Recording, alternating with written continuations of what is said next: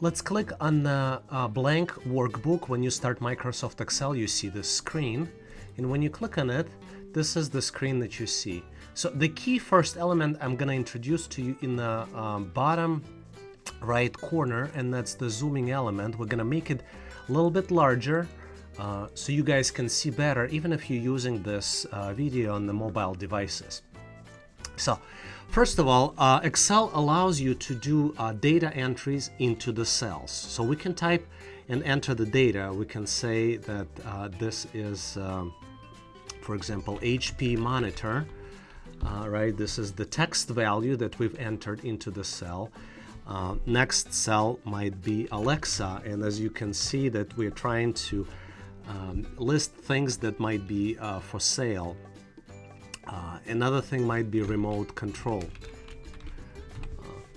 As I go here, I can extend the rows width, and this would allow me to fit information right into the cell. I can select it and do a little bit of formatting in Excel. For example, I can make bold, and I'm gonna make it back unbold if you wish.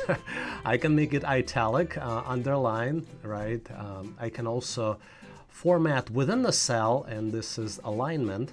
I can make it center to the left, which is currently formatted, to the right. I can also place it in the different areas in the cell.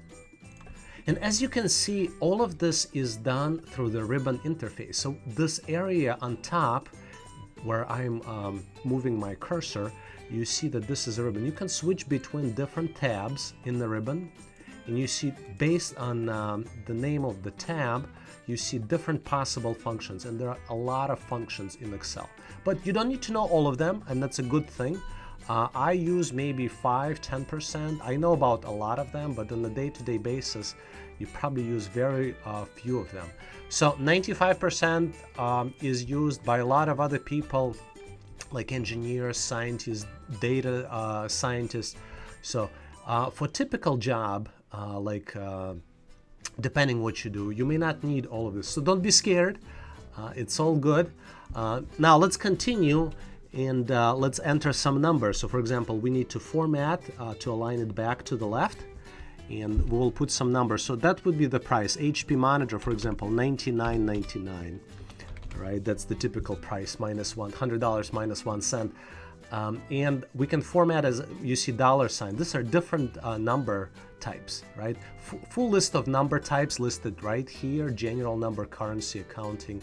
I'm not even gonna go through the list, but the most typical one uses the number, currency, dates, and text. Those are the most typical ones that I use, and most likely you will be using the same ones.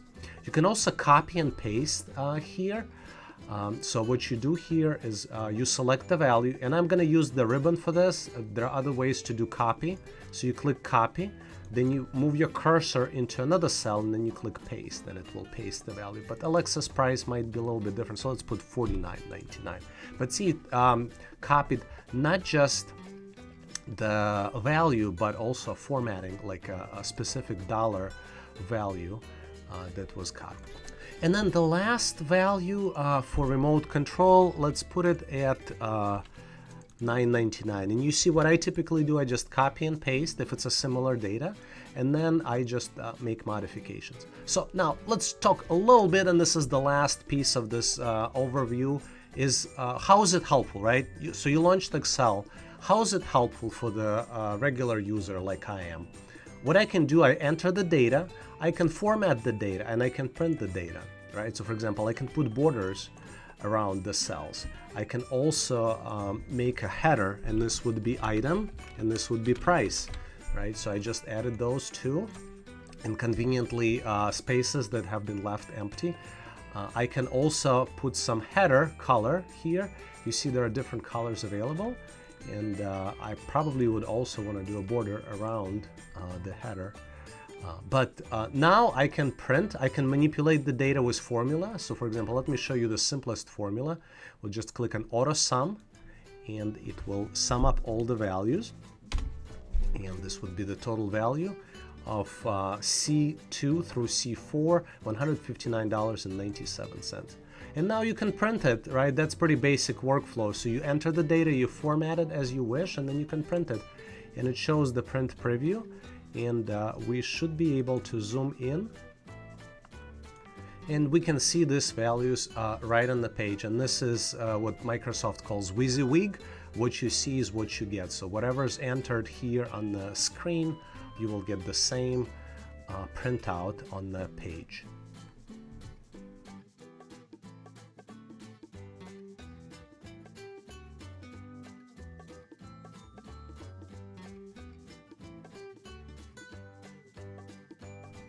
In this video, we're going to look at how do you do copy, cut, and paste in Microsoft Excel.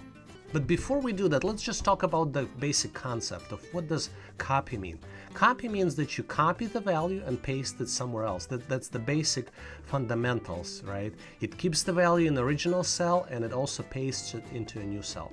I'm going to show you multiple ways how to do it. So when you highlight the cell, you can click on the copy button in the upper left corner. And then you can also paste it to the left. Or in fact to the right, I'm sorry. And you see that the blank value, because here we had a formula. You see here, there's a formula. It's a sum of cells C2 through C4. But there's nothing here. The formula here in D5 would be sum of D2 through D4, but there's no values here. So let's play a little bit of a trick. And let's just say that we can only paste not just one value, but we can paste a lot of different values. So we'll just create a new column and we'll call it old price, right? And in old price, what I did, I used Control C and I used Control V. That's another way to copy and paste. And I can also use Control Z, or I can do undo. That's another key function when you're dealing with clipboard. So we will undo paste, and there's nothing here. So I'll highlight it again and keep the selections. I'll use this button because it's easier for you guys to see, and I'll click copy, and then I move the cursor to D1, and then I'll just click paste, and it pastes the value. Now if we change it, that's the cool power of Excel. It's in real time, it will modify. So let's assume that HP's monitor price, old price, was $129. You see the total value immediately modified, and it became $189 for the old price, and we just need to rename it to make it an old price, right? For other values, Alexa, let's say, was $59, the old price, and remote control was $19.99. There are multiple different ways and multiple different copy and pastes function. For example, you can apply different types of paste to formulas, and you can apply different types of copy the data, because Excel can copy and paste as values or as formulas. But this is outside of this particular tutorial because it's for absolute beginners. But it's important for you to realize that this is what it is, and this is one of the questions that you might be asked on the interview. Is there only one type of copy and paste? No, there are multiple types. So let me just show you the options and what they are, and this would be the last piece of this video.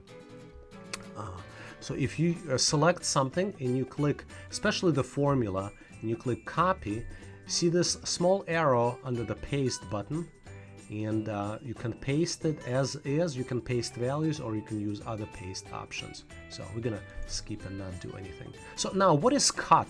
Cut is really as it stands.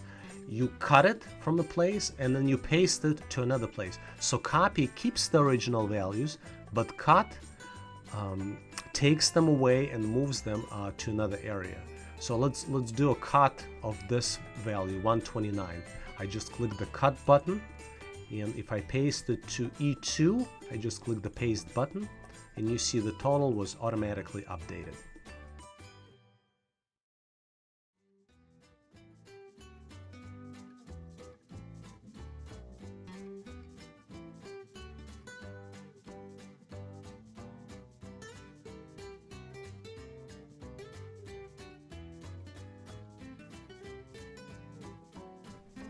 In this video, we're going to look at basic Microsoft Excel data types.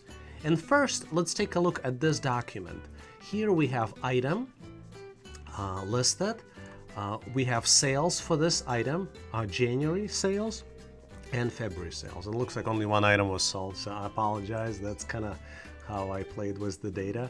So it doesn't look really realistic, but let's just use it for the sake of using this information. So let's just look at what are the data types we have here. We have a text data type, right? HP monitor, item, January and February, and Alexa and remote control are all the text data types. And then we have dollar signs, currency data type, right? And if you want to look at the all data types, you can just click here and you see all of them. Most common ones are number, currency, dates, different types of dates, and then the text. So what we're going to do is for you to better understand the difference between data types. And the difference is how the formula is being calculated. For example, if you do sum of dates, it's going to be different than sum of dollar numbers, and etc. And you cannot do sum of text values. So it just doesn't work this way. So that's why you need different data types, because if you apply formulas, they work differently for different data types. That's really the rationale behind having data types. Excel is very smart, and it assigns data types based on what you're typing. So Microsoft did a very good job, and Excel recognizes this very, very well. Now, let's change, for the purpose of this exercise, we know two data types now. Let's introduce the third one, the date. So let's say instead of January and February, let's say that it would be two dates, and first one would be January 1st, 01, 01, 2019. So that's the first date, and then second one instead of February would be 01, would be 1/2 2019. And I'm in the United States. In the United States, month goes first, and then the date goes after the month. So it's a January 1st in C1, and in D1 it's January 2nd. Now let's see what we can do with this data types. Now if we select, now it knows that it's a date. So I told you it's smart enough to pick up the fact that it became a date. It was text and it became a date. But we can also do a few other things. We can use a different format. For example, this is already a short date, so the fact that I switched it didn't make any difference. But let's change it to long date and let's see what happens. This sign means that there's not enough room in this cell to show everything that's in here. So I'm going to expand it a little bit, and a little bit more, and a little bit more. And that's finally, this is where we see a long date format, and it shows Tuesday, January 1st, 2019. We can change this one to the same format as well. But instead, let's take a look at all the different data formats. And to do that, if you look at the number section on the ribbon here, I click on the small icon in the bottom right corner of the number section. And look at this. And here on the left, it shows us different categories, but here it shows all different possible data types. And I'm pretty sure when you come here, you will be able to pick the right one for you.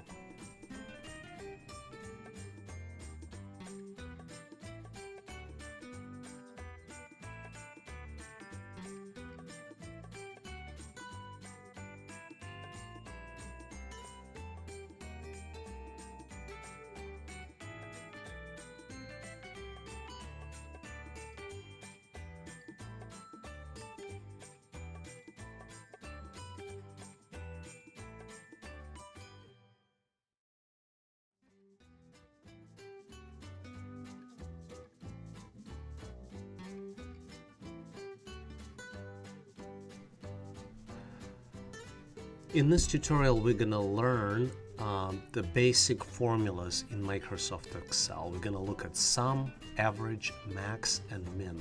And in order to do that, we're going to use this document. And by the way, all the documents are available for download from my website. So I definitely recommend that you go and look in the description of this video, and the links there really will take you to the right place so you can download. So what we see here, we see a list of sales, right, in different categories. There are two categories. I kept them two for simplicity purposes. These are the sales of different devices: wireless charger, screen protector, Alexa voice remote. And this is sales for Q1, Q2, 3, and 4. This could be fiscal quarters or this could be calendar quarters. Doesn't really matter. So what we're going to do right now, we're going to look at and determine how to use formulas to calculate these 4 different types. Remember, sum, which should give us the sum of all the values; average, which will give us the average of all the values; maximum and minimum. So those are the key formulas we're going to look at. So there are multiple ways how you can use formulas. The hard way is that you put in the cell, let's say that we want to do a summary of all these values, right? You can just say equal and then put sum, and then you say, okay, what is my first number and what is my last number? Maybe you just want to do more sophisticated. Let's just do, so you can start highlighting and then you close the bracket. So a lot of manual work. Now $37,410. I'm going to delete this value by clicking delete button on my keyboard, and instead what we're going to look at is the Autosum right here in the upper right corner in the ribbon. So we're going to click Autosum, and it automatically guesses, and typically Excel guesses extremely well, let me tell you this, extremely well. So it guesses, and I'm just going to do a sum here and hit enter. So typically the only thing you need, if you agree with Excel's selection, is that hit enter. And now we can also copy and paste. So and it will copy and paste formula, and it wouldn't be the formula for Q1, it would be the formula for Q2, Q3, and Q4. So let me just demonstrate this. So if I am here in the cell C10 and I click copy, and now I move cursor here and click paste, it will calculate the Q2 sum values. So I'm gonna undo the paste. So see, I'm in the upper left corner and I'm clicking undo on the paste. And we're gonna look at other formulas. So as you might have noticed, all of these formulas are listed in that box. So we're gonna do a summary for Q1, we're gonna do average for Q2, we're gonna do maximum for Q3, and minimum for Q4. So let's do that. We'll do the same thing, but instead of just clicking on Autosum in the upper right corner here in the editing ribbon, we're just going to do an average here. And you see I picked average, and Excel again guessed and guessed correctly. And the average value, and not just guessed for one cell, it guessed for all the remaining cells, thinking, okay, this guy needs average for all of the for columns D, E, and F, which is not exactly correct. So sometimes it does make mistakes, but the average value is 5003. So I bet you if you want to recalculate, you certainly could. Right. Let's clear those off. So I am going to select those 2 rows, and I'm going to click delete button on my keyboard. So for this one, as we've discussed, we're going to look at the maximum value. And again, we're going to select the cell E10. We're going to come back here and we're going to select maximum. And it selects the range. So this selection of numbers called the range in Microsoft Excel. So what it's going to do, it's going to look at maximum value, and there's only one maximum in between E2 and E9. And let's see if Excel is correct. And again, it guessed that I need the same thing for column F, which is typical, and a lot of times in the business calculations it's the similar way. But because I'm doing the educational demo, it's a little bit different. So 8,644. So let's find this number, and there are 2 numbers like this. Here they are, and that's how we came up with these values. And the last piece, let's just do a minimum value in this column F. So we'll do the same thing. I'm going to click delete button and delete the values, and I am going to click here the minimum value, and again Excel is looking for the minimum value between F2 and F9. right? And the minimum value 2940.10, and this is a 2940.10.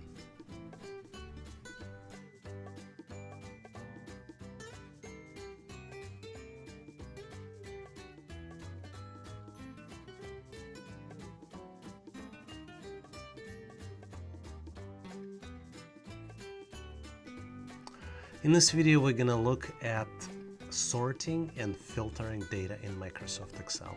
So what we see a table here, and we see different categories of data.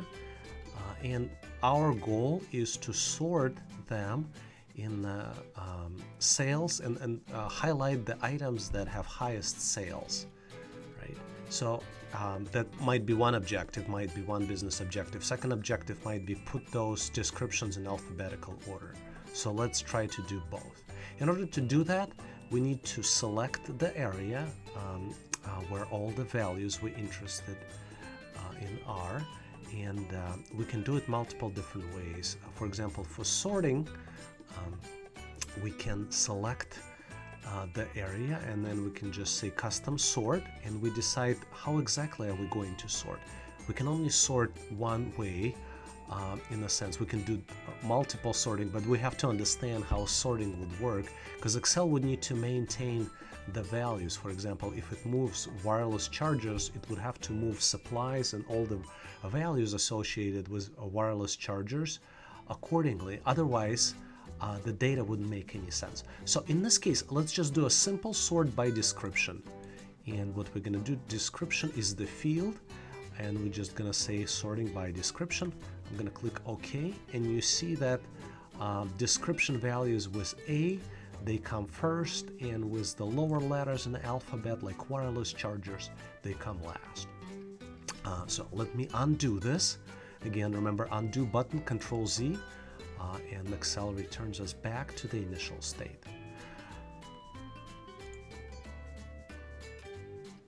Now let's take a look at how would you do a filtering of the data. And the easiest way to do it, and this is what I typically use, I use highlight the top row with the headings, and I select here filter. And look what happens. Excel just added drop-down boxes for every header description item. And what I can do now, I can select, okay, I don't want to select everything, but I want to select just specific items. And because there is only one item, I guess it's not, doesn't seem as effective, but let me show you where it might be effective. For example, I'm going to unselect Amazon Echo, and I'm going to select all here, return back to the initial state. But see, we only have two categories of supplies, 2 supplies and 1, 2, 3, 4, 6 electronics items. So let's pick one category, and this is much more effective way of sorting. Now it picked 6 items for electronics, or I can pick supplies, and there are only 2 items for supply. So this doesn't seem as useful, but imagine that you have an Excel document with hundreds or maybe thousands of rows and hundreds of different categories. This tool is extremely useful to sort regardless of how many rows you have in Microsoft Excel. In this video, we're going to look at the key navigational element inside Microsoft Access application. There is a ribbon here on the top, and there are different tabs on that ribbon. So what you do, you can switch between different tabs, and you get different functionalities available to you just by switching. Most of the key functions that you would use are located on the Home tab, but if you're becoming advanced user of Microsoft Excel, you can definitely navigate and explore and see what's available. Another useful tab is the File tab, and this is where you can look at the information related to the file, create a new document, open existing, save as, and print. I think printing is also the most effective way. So, because a lot of times you wonder how would you print it, and you see Microsoft supports WYSIWYG, meaning that what you see is what you get on the screen. And in this particular example, it looks like our Excel document, Excel graph would be much better if we would use landscape orientation instead of portrait as I currently do. So let's do the switching real quick, and I'll show you at the same time you will learn. In order to do that, we go to page layout, and this decides page setup, and we click orientation and we pick landscape orientation. And let's try to print again. And first it shows print preview, and I think it's a much better fit now for the information that we're looking for. You can minimize ribbon by clicking in the upper right corner, this small button, and it hides ribbon. And by clicking again, you can make it appear, and you can pin it, the ribbon, so it stays there as it stayed when I was doing the demonstration. Another cool feature of Microsoft Excel is the quick access toolbar. And in quick access toolbar, based on the selections that you can have access to different functions, and this is designed so you don't have to switch and find this related function through the ribbon. So for example, if I want to add new, I can add it, and I now can create new Microsoft Excel documents without going to File, New. I can just click on the new item on the ribbon, and it did create the new Excel document. In order for me to switch back, I can just go back and switch windows, and I am back to my original document. It's important to know that Microsoft Excel also has a status bar, and I am in the upper in the lower right corner of status bar. And in the status bar, we can zoom in or switch between the different views, like a page layout, or we can switch to page break preview, so it shows us how it's going to print this particular document. Let's take a look. How can we prepare this document for printing? So we see this document, and we need to plan, and it seems that it's better designed for landscape orientation. What is landscape orientation? If I'm right now on the Home tab and I go to Page Layout and I click Orientation, you see Portrait Orientation is as shown here in the Portrait side, and this is Landscape Orientation. I selected Landscape Orientation for this document because it's better fitted for landscape orientation. But let's go and take a look how it's going to look like, and we can go and look without printing how a final output will look on paper. So I just navigated, I clicked File, I clicked Print, and this is the page, and I see how document will look on page. Now there are a lot of other things I can do. If I go back to Page Layout, I can click on Page Setup, and this provides me detail control. I can control portrait versus landscape. I can print document based on a different size. I can magnify it or make it smaller to fit. I can command Excel and tell, okay, you have to fit it into the page, and this is especially useful for the large documents. We can control margins, and margins is a distance from the page when the useful content starts. So we have top margin, header margin, right, footer, bottom, and left margins.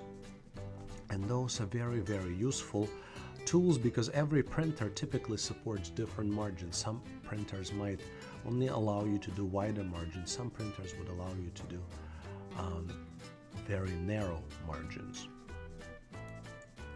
We can also set Excel. You only need to print a certain area, and the way we can do it, we can highlight what we want to print, and we can say that this is going to become a print area. So we'll click Print Area button, and we'll click Set Print Area. And when we did this, let's see how it changes Print Preview. So we'll go click Print, and it no longer prints that YouTube icon with subscribe button, and it no longer prints those comments.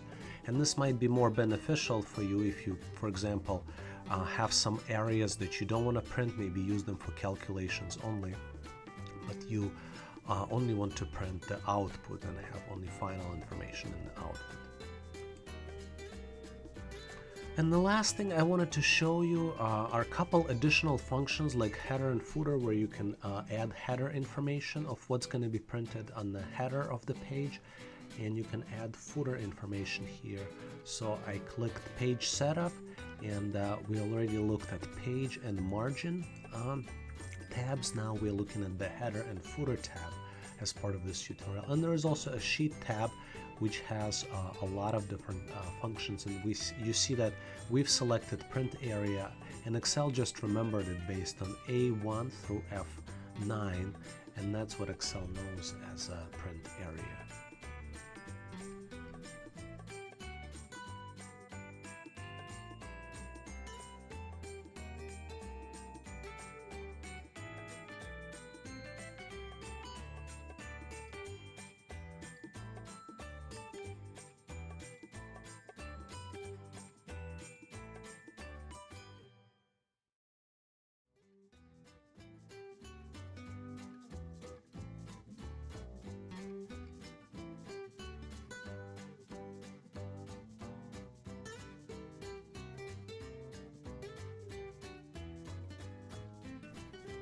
Now let's take a look. How can we protect the document from editing? And why would this be useful? Why would we need to protect something? There are multiple reasons. One reason, if we don't want to send something and allow people to change information on the document, we can actually set up the protection so people wouldn't be able to edit it and maybe print the document with tampered information, right? So that's one of the big reasons. Another reason, we might even protect it in such a way that people will not be able to open the document. They will not be able to open it without the password. And it's typically password-based protection that we have within the document. And the way it is typically done, if we go to review function, review tab, right? You can do protect sheet or protect the workbook. If I click protect sheet, it will protect current worksheet sample 2. This is the option available for protection. Obviously, you can type the password, and you can disable or disallow, I would say, formatting cells, selecting locked cells, select unlocked cells, and you can go through the list and see what would be disallowed. And you have a lot of flexibility in controlling them of what is going to be disallowed. And we can protect the entire workbook, right? And we can put a password, by putting the password, people will not be able to even open the document. And typically this is a very good protection, and you have options to decide what kind of protection you need specifically for your document. Now let's take a look. How can we save this document as a PDF file? And the best way to determine if you need a PDF file is interchangeable format between platforms. Any platform right now supports PDF file, and there's an easy way in Microsoft Excel how you can create a PDF file. You just when you click a save, instead of clicking save, you click a save as, and you click browse, and you select a different option. There are tons of options, some of them designed for compatibility with previous versions of Microsoft Excel, but what we are interested in, PDF, PDF format. And this is the PDF. I just found that, and as I was searching through those options, there are tons of others, like if you need to do it purely text format, that's CSV or TXT, and you can play based on what you need and pick the right format for you. So I'm going to click Save As, and it opened the browser, Adobe PDF, because my machine configured to open a PDF, and that's this document that we created in Adobe PDF. And now let's take a look at how would you project a revenue increase of 7% quarter to quarter. So just think about it. We'll start with quarter one. So quarter two should show 7% increase from quarter one. Then quarter three would show 7% increase from quarter two. And quarter four, 7% increase from quarter three. How would you do that? So the easiest way, let's clear out this data, because this data is actuals and does not represent anything for us. We would need to use a formula. And formula in Excel, we just select the value and we click type equal sign. And we're going to say value for Q1 multiplied by 107. And why 107? 1 represents the previous value. We multiply just by 1, we'll get exactly 5,700. But 0.7 is the 7% increase for the Q1 value. And we're going to hit enter, and that's exactly what it's going to be. Now I'm going to copy this value, and I'm going to select the area where I want to paste this formula, and that's exactly where I'm going to paste it. And it will calculate Q2 now, 7% increase in all categories from Q1. Now, the cool thing about Excel, and look at this, I'm going to copy this whole thing, and now I can paste it in Q3 and Q4, and it will calculate a relative formula. Now Q3 would be calculated against Q2, and Q4 will be calculated against Q3. Just look at that. Here you go. So you don't need to do it one by one. Obviously you could, and you can retype the whole formula, but because of the power of Excel, we can project the Q1 through Q2, Q2 through Q3, and Q3 through Q4. That's the power of relative formulas in Microsoft Excel. Hope you have learned something and enjoyed this video. Make sure to click the subscribe button to stay in touch with me on YouTube. And join my email list so I can share with you more information about my free training courses. Hope to see you back soon. Again, this is Vadim Michalenko. Thanks again for watching.